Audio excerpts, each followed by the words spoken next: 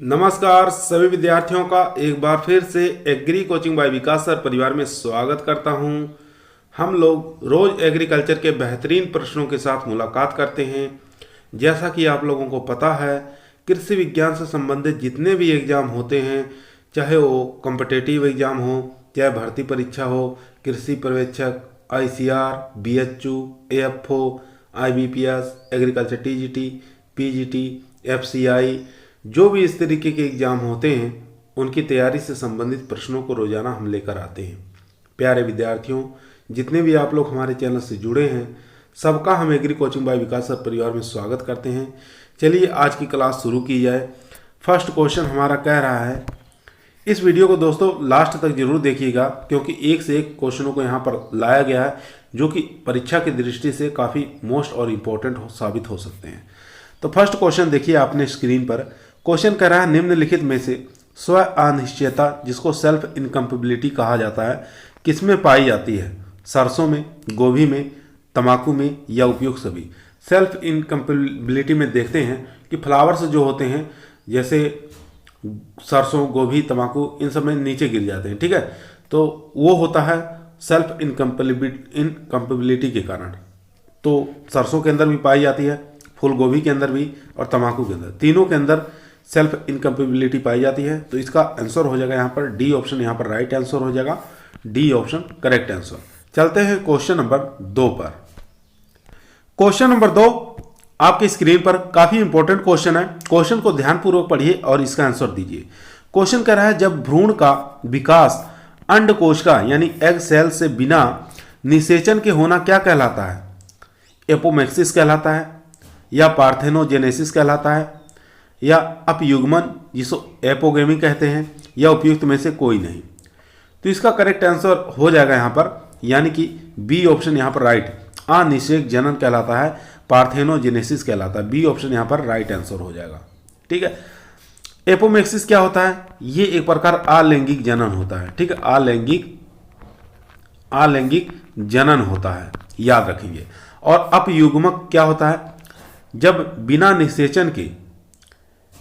निषेचन के युग्मज का निर्माण हो जाता है, तो उसको क्या कहते हैं?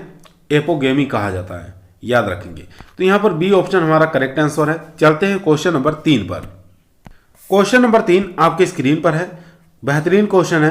क्वेश्चन को ध्यानपूर्वक पढ़िए, आंसर दीजिए। क्वेश्चन कर रहा है, निम्नलिखित में से पौधों में स्त्री केसर, ठीक है, स्त्री केसर और पुंकेसरी पुष्प अलग अलग पौधों पर पाया जाना क्या कहलाता है? एक लिंगाश्री कहलाता है, उभय लिंगाश्री कहलाता है, पुंकेसरी कहलाता है या स्त्री केसरी कहलाता है, ठीक है। ये तो होगा नहीं पुंकेसरी और स्त्री केसर, क्योंकि ये अपने आप में फीमेल और मेल पार्ट रखते हैं, ठीक है। एक लिंगाश्री किस में पाया जाता है? आपको मालूम है, ये पपीता के अंदर पाया जाता है और किसमें? खजूर के अंदर देखने को मिलता है, ठीक है। तो हमारा यहाँ पर ए ऑप्शन करेक्ट आंसर हो जाएगा। और यहाँ पर उभयलिंगी फ्लावर्स जो होते हैं आम के अंदर देखने को मिलते हैं। जैसे एक डाली है, इस पर मेल फ्लावर लगे हैं, इसमें फीमेल फ्लावर लगे हैं, कहीं पर मेल और फीमेल दोनों फ्लावर्स लगे हैं, ठीक है। तो इस प्रकार के उभयलिंगी वाले जो है ये मैंगो के अंदर देखने को मिलते हैं। तो यहाँ पर ए ऑप्शन हमारा करेक्ट है। चलते हैं क्वेश्चन नंबर 4 पर। क्वेश्चन नंबर 4 आपके स्क्रीन पर है। क्वेश्चन कर रहा है, निम्नलिखित में से निम्नलिखित परागण जिसको क्लिस्टोगेमी कहा जाता है होता है? जौ में होता है, जई में होता है, गेहूं में होता है या उपयुक्त सभी होता है? इसमें क्या होता है? क्लिस्टोगेमी में जो फ्लावर्स जो होते हैं वो इस टाइप के होते हैं, ठीक है।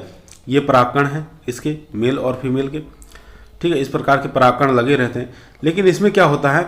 ये चारों तरफ से ढके रहते हैं, ठीक है। इस प्रकार से ढके रहते हैं, फ्लावर्स खुलते नहीं हैं, कह सकते हैं पुष्प जो है वो खुलता नहीं है, पुष्प खुलता नहीं है, ये याद रखिए। तो इस प्रकार से जो फ्लावर्स पाए जाते हैं वो यानी कि उपयुक्त सभी, जौ के अंदर, जई के अंदर, गेहूं के अंदर, सबके अंदर जो परागण होता है क्लिस्टोगेमी टाइप्स का होता है। डी ऑप्शन यहाँ पर राइट आंसर हो जाएगा। इसका अच्छा उदाहरण आप देख सकते हैं मूंगफली के अंदर, ठीक है। मूंगफली के अंदर क्लिस्टोगेमी का अच्छा उदाहरण देख सकते हैं, देखने को मिल जाएगा। तो यहाँ पर डी ऑप्शन करेक्ट है। चलते हैं क्वेश्चन नंबर 5 पर। क्वेश्चन नंबर 5 आपके स्क्रीन पर है, बहुत ही बेहतरीन क्वेश्चन है। सेब का सेब का खाने योग्य भाग क्या कहलाता है? मीजोकार्प, थैलेमस, स्पेडिक्स या एंडोस्पर्म? इन चारों में से बताइए सेब का खाने योग्य भाग क्या कहलाता है? तो इसका करेक्ट आंसर हो जाएगा यहाँ पर बी ऑप्शन, थैलेमस कहते हैं। ठीक है, और नाशपाती में भी आप याद रखेंगे। ठीक है, नाशपाती का भी जो खाने योग्य भाग जो होता है वो थैलेमस होता है। मीजोकार्प किस में होता है? आम में। ठीक है, आम का खाया जाने वाला पार्ट जो होता है मीजोकार्प कहलाता है, ये याद रखेंगे। एक चीज और एग्जाम पूछता है अमरूद में। अमरूद में याद रखेंगे पेरिकार्प। ठीक है, पेरिकार्प और थैलेमस। पेरिकार्प और थैलेमस ये किस में पाया जाता है? ये अमरूद का खाया जाने वाला पार्ट होता है। ठीक है, पेरिकार्प और थैलेमस। एक चीज और याद रखेंगे, कभी कभी पेरिकार्प प्लस प्लेसेंटा। ठीक है, प्लेसेंटा ये किसका खाया जाने वाला पार्ट होता है? पेरिकार्प और प्लेसेंटा याद रखेंगे अंगूर का। ठीक है, अंगूर का याद रखेंगे। तो ये सब एग्जामों में काफी बार पूछा गया है, तो बी ऑप्शन यहां पर हमारा करेक्ट है। चलते हैं क्वेश्चन नंबर 6 पर। क्वेश्चन नंबर 6 आपके स्क्रीन पर है, जो कि एनिमल हस्बेंड्री से लिया गया है। क्वेश्चन कह रहा है साहिवाल और ब्राउन स्विस दोनों के बीच में संकरण कराने से कौन सी नस्ल उत्पन्न हुई है? करण स्विस, अभिवस्त्र, करण फ्राइजेंस या रेम्बुलेट? इन चारों में से बताइए कौन सा करेक्ट आंसर हो जाएगा? तो इसका करेक्ट आंसर हो जाएगा करण स्विस। ए ऑप्शन यहां पर राइट आंसर हो जाएगा। ठीक है, कहां पर ये क्रॉस कराया गया था? NDRI। ठीक है, NDRI national dairy research institute कहां पर है? ये करनाल में है। ठीक है, वहां पर ये इसको दोनों के बीच में संकरण करके इस जो है नस्ल का विकास किया गया था। ठीक है, करण स्विस का याद रखेंगे। और अभिवस्त्र किसकी प्रजाति है? याद रखेंगे भेड़ की प्रजाति है। ठीक है, उसके साथ याद रखेंगे करण फ्राइजेंस जो है इसका जो क्रॉस है याद रखेंगे साहिवाल क्रॉस होल्स्टीन फ्रीजियन। इन दोनों के बीच में क्रॉस करके करण फ्राइजेंस जो नस्ल निकाली गई है गाय की, ये भी याद रखेंगे। ठीक है, तो यहां पर ए ऑप्शन हमारा राइट है। चलते हैं क्वेश्चन नंबर 7 पर। क्वेश्चन नंबर 7 आपके स्क्रीन पर है। क्वेश्चन कर रहा है मेहसाना भैंस। ठीक है, मेहसाना भैंस की नस्ल किन दो नस्लों के बीच में संकरण करके तैयार की गई है? सूरती क्रॉस जाफराबादी, मुर्रा क्रॉस सूरती, मुर्रा क्रॉस नीली रावी, मुर्रा क्रॉस भदावरी? तो इसका करेक्ट आंसर हो जाएगा मुर्रा और सूरती के बीच में क्रॉस करके मेहसाना नस्ल निकाली गई है। ठीक है, बी ऑप्शन यहां पर राइट आंसर हो जाएगा। चलते हैं क्वेश्चन नंबर 8 पर। क्वेश्चन नंबर 8 आपकी स्क्रीन पर है। किस नस्ल की भेड़ की त्वचा मुलायम होती है जिससे हम पेल्ट प्राप्त किया जा सकता है? ठीक है, आपको बताना भेड़ की ऐसी कौन सी नस्ल है जिसकी त्वचा तो बहुत मुलायम होती है, लेकिन क्या होता है पेल्ट प्राप्त करने के लिए उसको पाला जाता है? काराकुल, अभिकालीन, अभिवस्त्र या मेरिनो? मेरिनो के बारे में आप लोग सुने होंगे। सबसे उत्तम किस्म के ऊन जो प्राप्त होते हैं वो किससे प्राप्त होते हैं? मेरिनो से प्राप्त होते हैं या मेरिनो नस्ल से प्राप्त होते हैं, याद रखिए। और अभिवस्त्र और अभिकालीन ये दोनों जो नस्लें हैं ये CSWRI यहां से निकाली गई हैं। तो इसका यहां पर करेक्ट आंसर हो जाएगा काराकुल। ए ऑप्शन यहां पर राइट आंसर हो जाएगा, जिसको पेल्ट प्राप्त करने के लिए इसको पाला जाता है, काराकुल प्रजाति को भेड़ की। ठीक है, चलते हैं क्वेश्चन नंबर 9 पर। क्वेश्चन नंबर 9 आपके स्क्रीन पर है। निम्नलिखित में से भेड़ की कौन सी विदेशी नस्ल की उत्पत्ति स्पेन में मानी जाती है? ठीक है, विदेशी नस्ल भेड़ की बताना है जिसका उत्पत्ति स्थान कहाँ माना गया है? स्पेन माना गया। काराकुल, अभिकालीन, मेरिनो या उपयुक्त में से कोई नहीं? तो इसका करेक्ट आंसर हो जाएगा यानी कि मेरिनो। सी ऑप्शन यहां पर राइट आंसर। चलते हैं क्वेश्चन नंबर 10 पर। क्वेश्चन नंबर 10 आपके स्क्रीन पर है। सर्वाधिक दूध देने वाली बकरी की नस्ल कौन सी है? मारवाड़ी, जमुनापारी, सिरोही या परबतसरी? इन चारों में से बताइए कौन सा करेक्ट आंसर हो जाएगा? तो इसका करेक्ट आंसर हो जाएगा जमुनापारी। यानी कि जमुनापारी ऐसी नस्ल है जो शरीर में और लंबाई में सबसे लंबी होती है और भारी भी होती है। ठीक है, तो याद रखेंगे बी ऑप्शन यहाँ पर करेक्ट आंसर हो जाएगा। और यहाँ पर मारवाड़ी जो है ये रोग प्रतिरोधक क्षमता सबसे ज़्यादा इसके अंदर पाई जाती है, मारवाड़ी के अंदर। ठीक है, याद रखेंगे। तो यहाँ पर बी ऑप्शन राइट। चलते हैं क्वेश्चन नंबर 11 पर। क्वेश्चन नंबर 11 आपके स्क्रीन पर है। क्वेश्चन कर रहा है बकरी में समागम जिसको मैथुन कहते हैं की प्रक्रिया को क्या कहा जाता है। सर्विंग कहा जाता है, टपिंग कहा जाता है, कपलिंग कह सकते हैं या कवरिंग कहते हैं। तो इसका करेक्ट आंसर हो जाएगा सर्विंग कहा जाता है। चाहे बकरी का पूछे, गाय का पूछ ले, चाहे भैंस का पूछ ले, ठीक है, इन सब में मैथुन की क्रिया जो होती है प्रक्रिया को क्या कहते हैं, सर्विंग कहा जाता है। टपिंग किस में होता है, याद रखेंगे भेड़ में। भेड़ में मैथुन की प्रक्रिया को क्या कहते हैं, टपिंग कहते हैं। और कपलिंग किसे कहते हैं, तो ये सूअर, याद रखेंगे सूअर में मैथुन की क्रिया को कपलिंग कहते हैं। यहाँ पर ए ऑप्शन हमारा करेक्ट है। चलते हैं क्वेश्चन नंबर 12 पर। क्वेश्चन नंबर 12 आपकी स्क्रीन पर है। क्वेश्चन करा सूची 1 को सूची 2 के साथ मिलाप करना है। सूची 1 के अंदर कुछ जैसे हल्दी है, करेले है और काली मिर्च है, इनमें तीखापन, कड़वापन किसके कारण होता है, सूची 2 के अंदर उनका नाम दिया हुआ है। ठीक है, तो देखते हैं हल्दी का पीला रंग किसके कारण होता है। याद रखेंगे हल्दी का पीला रंग कुकुरमीन के कारण होता है, यानी कि फोर्थ ऑप्शन के साथ चला जाएगा फर्स्ट वाला। करेले में कड़वापन किसके कारण होता है, याद रखेंगे करेले में कड़वापन ये थर्ड ऑप्शन के साथ चला जाएगा, मार्मोडिको साइड के कारण, यानी 3 के साथ चला जाएगा। काली मिर्च में तीखापन किसके कारण, सेकेंड ऑप्शन के कारण, ठीक है, ओलियो रेंजिन के कारण इसमें तीखापन होता है काली मिर्च में। और गाजर का पीला रंग आप लोगों को मालूम है कैरोटीन के कारण होता है। तो ये 2 और 1 इस प्रकार से हम मिलाप कर लेंगे। इस प्रकार के क्वेश्चन आजकल एग्जामों में, एग्रीकल्चर कोई भी एग्जाम दे रहे हैं, मिलाप वाले क्वेश्चन ज़्यादा दे रहे हैं। ठीक है, तो याद रखेंगे, तो इस प्रकार से आप तैयार करके जाएंगे। चलते हैं क्वेश्चन नंबर 13 पर। क्वेश्चन नंबर 13 आपके स्क्रीन पर है। क्वेश्चन कह रहा है निम्नलिखित में से अंतरराष्ट्रीय पौधा संरक्षण वर्ष किस वर्ष को घोषित किया गया है। ठीक है, आपको बताना अंतरराष्ट्रीय पौधा संरक्षण वर्ष किस वर्ष को घोषित किया गया है, 2017 को, 2018, 2020, 2021। यहाँ पर करेक्ट आंसर हो जाएगा, यानी सी ऑप्शन यहाँ पर राइट आंसर हो जाएगा 2020। ठीक है, सी ऑप्शन राइट। चलते हैं क्वेश्चन नंबर 14 पर। क्वेश्चन नंबर 14 आपकी स्क्रीन पर है। काफी अच्छा जोरदार क्वेश्चन है। सूची 1 को सूची 2 के साथ मिलाप करना है। सूची 1 के अंदर कुछ क्रियाएं दी हुई है, सूची 2 के अंदर फसल का नाम दिया है। ठीक है, आपको बताना है कौन सी क्रियाएं किस फसल में की जाती हैं। जैसे नीपिंग है, नीपिंग क्रिया किस में की जाती है, तो नीपिंग की क्रिया चने के अंदर की जाती है। ठीक है, कब की जाती है, बुआई के 30 से लेके 40 दिन बाद करते हैं। ठीक है, यानी कि नीपिंग क्या होता है, शीर्ष को तोड़ना, उसके शीर्ष वाली जो शाखा होती है उसको तोड़ दिया जाता है ताकि उसके साइडों से अधिक शाखाएं निकल सकें और उत्पादन में वृद्धि हो सके।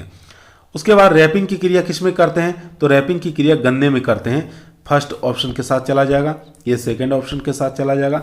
मिट्टी चढ़ाना, अर्थिंग वर्क किस में किया जाता है, तो अर्थिंग अब इस आलू के अंदर किया जाता है, मिट्टी चढ़ाना, ये फोर्थ ऑप्शन के साथ चला जाएगा। और पैगिंग की क्रिया आप लोग जानते हैं मूंगफली के अंदर किया जाता है, ये थर्ड ऑप्शन के साथ चला जाएगा। इस प्रकार से हम मिलाप कर लेंगे। चलते हैं क्वेश्चन नंबर 15 पर। क्वेश्चन नंबर 15 आपकी स्क्रीन पर है। क्वेश्चन कर रहा है निम्नलिखित में से PKVY परंपरागत कृषि विकास योजना कब लागू की गई, 2013 में, 2015 में, 2017 में, 2018 में। देखिए इसकी शुरुआत जो है 2015 से लेके 2018 के बीच में एक चलाई गई थी और एक 2018 से लेकर इसको 2021 तक चलाया गया था। तो यहाँ पर हमारा करेक्ट आंसर हो जाएगा 2015। ठीक है, तो बी ऑप्शन यहाँ पर हमारा राइट आंसर हो जाएगा। ये योजना इसलिए लाई गई थी कि जैविक खेती को बढ़ावा देने के लिए PKVY योजना को लाया गया था। ठीक है, किसके लिए, जैविक खेती को बढ़ावा देने के लिए परंपरागत कृषि विकास योजना को लाया गया था 2015 में। तो बी ऑप्शन यहाँ पर राइट आंसर है। चलते हैं क्वेश्चन नंबर 16 पर। क्वेश्चन नंबर 16 आपके स्क्रीन पर है। काफी अच्छा क्वेश्चन है, क्वेश्चन को ध्यानपूर्वक पढ़िए और इसका आंसर दीजिए। क्वेश्चन कह रहा है निम्नलिखित में से चने की विल्ट रोधी किस्म कौन सी है, विल्ट टॉलरेंट वैरायटी कौन सी है, विशाल, विजय, अवरोधी या उपयुक्त सभी। यहाँ पे बताएंगे कि विल्ट जो होता है किसके कारण होता है, कवक के कारण होता है। ठीक है, कवक के कारण होता है। कौन से कवक के कारण होता है, फ्यूजेरियम स्पीसीज के कारण होता है। ठीक है, फ्यूजेरियम स्पीसीज कवक के कारण ये होता है, याद रखेंगे। तो इसकी जो प्रतिरोधी किस्म जो है वो विशाल भी है, विजय भी है, अवरोधी है, यानी कि उपयुक्त सभी, डी ऑप्शन यहाँ पर राइट आंसर हो जाएगा। चलते हैं क्वेश्चन नंबर 17 पर। क्वेश्चन नंबर 17 आपकी स्क्रीन पर है। मूंगफली में पोड यानी कि दाने रहित किस्म पोषक तत्व की कमी से होता है। ठीक है, पॉपिंग की क्रिया किसमें होती है, ये भी क्वेश्चन पूछा जाता है। पॉपिंग की क्रिया किसमें होती है, तो मूंगफली के अंदर पॉपिंग की क्रिया होती है, जिसमें क्या होते हैं, दाने नहीं बनते। तो किस पोषक तत्व की कमी के कारण ऐसा होता है, ये आपको बताना है। बोरान की, Zn की कमी के कारण, कॉपर की, या कैल्शियम की कमी के कारण।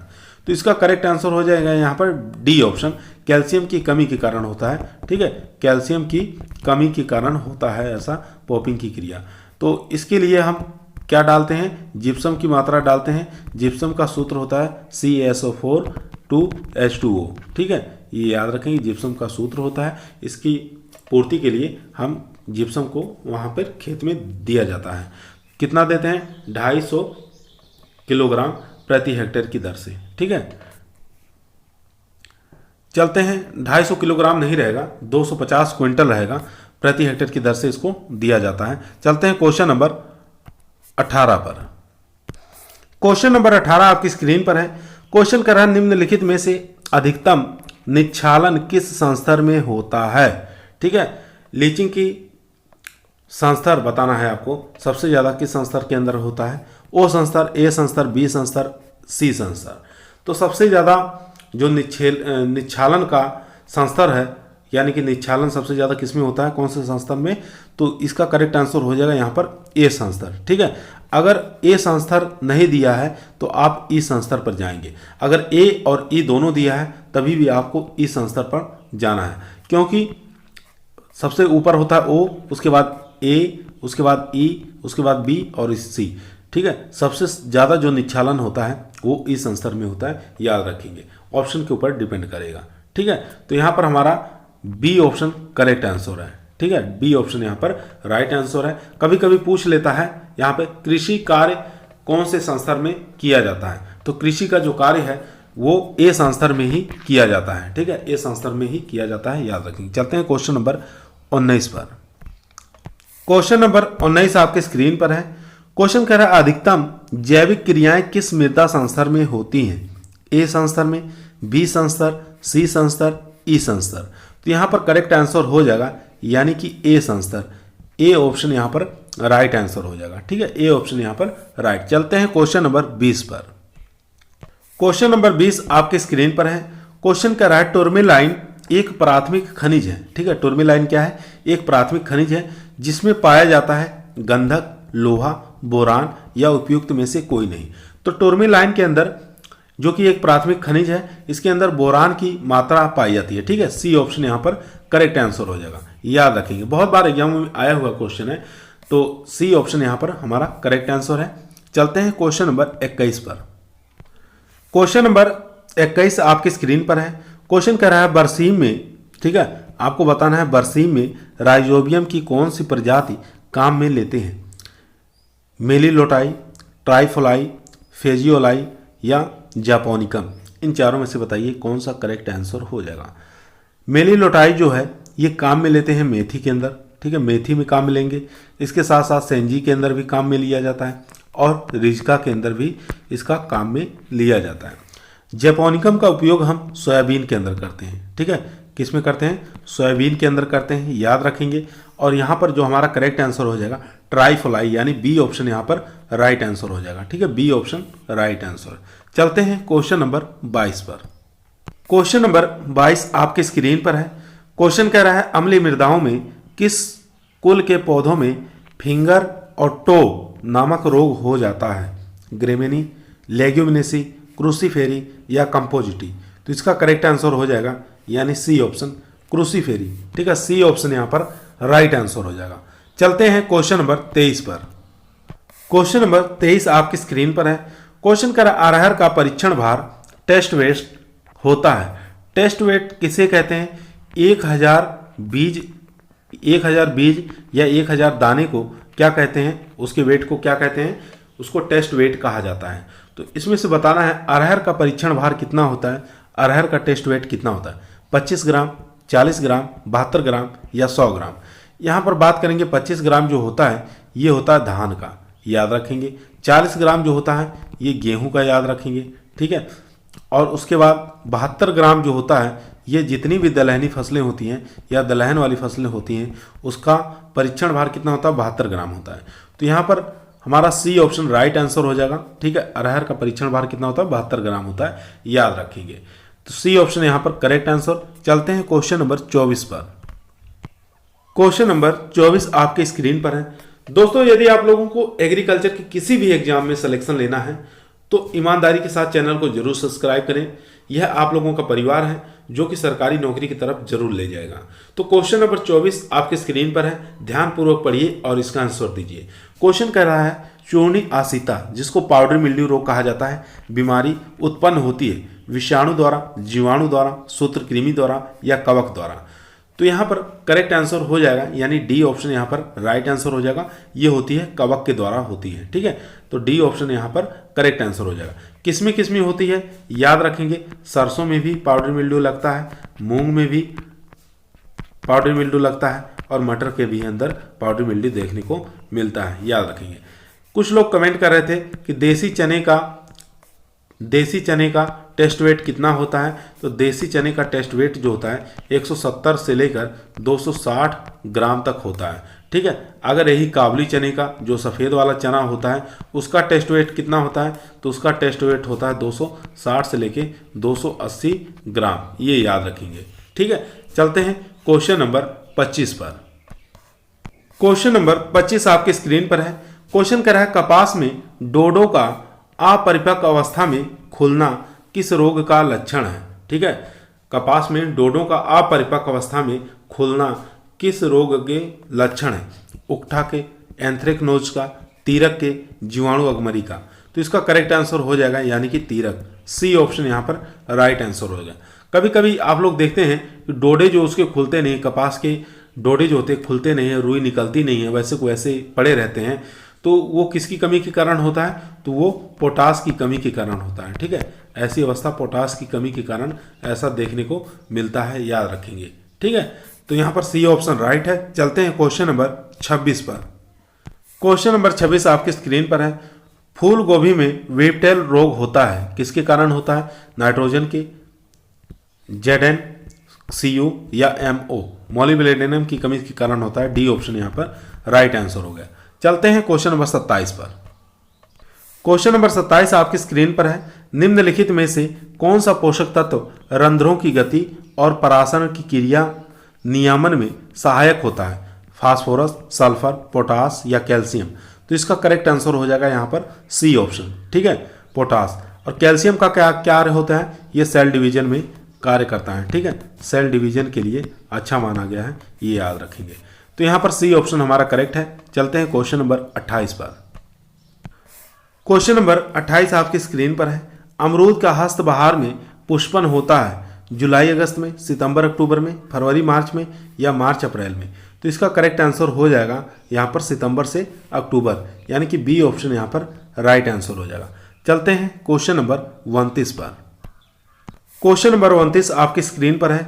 आम में परागण किसके द्वारा होता है, हवा द्वारा, घरेलू मक्खी द्वारा, सफ़ेद मक्खी द्वारा या उपयुक्त में से कोई नहीं। तो हवा द्वारा जो परागण होता है ये होगा पपीता के अंदर। ठीक है, पपीता में हवा द्वारा परागण होता है और खजूर में भी हवा द्वारा ही परागण होता है, याद रखेंगे। ठीक है, तो आम का पूछा है परागण तो घरेलू मक्खी द्वारा होता है, बी ऑप्शन यहाँ पर राइट आंसर हो जाएगा। मास्का डोमेस्टिका इसका वैज्ञानिक नाम होता है। कभी कभी घरेलू मक्खी ना देकर वहाँ पर मास्का डोमेस्टिका भी लिखा रहता है, तो ये भी आपको याद होना चाहिए। ठीक है, आम के अंदर जो फ्लावरिंग होती है वो कब होती है, फरवरी से लेकर मार्च के महीने में इसकी फ्लावरिंग होती है। ठीक है, याद रखेंगे। तो यहाँ पर बी ऑप्शन हमारा करेक्ट है। चलते हैं क्वेश्चन नंबर 30 पर, जो कि आज का हमारा लास्ट क्वेश्चन रहेगा। क्वेश्चन नंबर 30 जो कि आज का हमारा लास्ट क्वेश्चन है। क्वेश्चन कह रहा है एशियन सब्जी अनुसंधान केंद्र स्थित है। एशियन सब्जी अनुसंधान केंद्र पूछ रहा है, तो कहाँ पर स्थित है, ताइवान में, इंडोनेशिया में, मलेशिया में या अफ्रीका में। इसका करेक्ट आंसर हो जाएगा ताइवान में, यानी ए ऑप्शन यहाँ पर करेक्ट आंसर हो जाएगा। अगर भारतीय सब्जी अनुसंधान संस्थान पूछे तो वो वाराणसी उत्तर प्रदेश में स्थित है, याद रखेंगे। आज की वीडियो यहीं हम समाप्त हुई। अगर आप लोगों को अच्छी लगी हो तो हमारे इस वीडियो को दोस्तों तक जरूर शेयर करिए। चैनल पर नए आए हैं सब्सक्राइब जरूर करिए। सब्सक्राइब करेंगे ताकि तुरंत जो वीडियो हम अपलोड करते हैं तुरंत आप लोगों के पास नोटिफिकेशन मिल जाएगा। ठीक है, इसके लिए सब्सक्राइब जरूर कर लीजिए और अधिक से अधिक शेयर करने का प्रयास करें। कल फिर मिलते हैं एक नए वीडियो के साथ, तब तक सभी लोगों को धन्यवाद।